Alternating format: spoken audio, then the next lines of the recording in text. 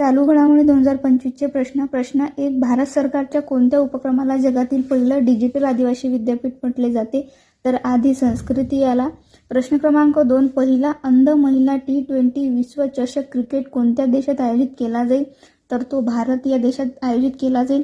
प्रश्न क्रमांक 3. पहिली ग्रीन हायड्रोजन संशोधन व विकास परिषद कोठे आयोजित करण्यात आली होती? तर नवी दिल्ली येथे. प्रश्न क्रमांक 4. कोणती ट्रेन अलीकडेच भारतातील सर्वात वेगवान ट्रेन बनली आहे? तर नमो भारत ही ट्रेन. प्रश्न 5. नॅशनल स्टॉक एक्सचेंजचे नवीन अध्यक्ष म्हणून कोणाची नियुक्ती करण्यात आली आहे? तर इजेती श्रीनिवास यांची.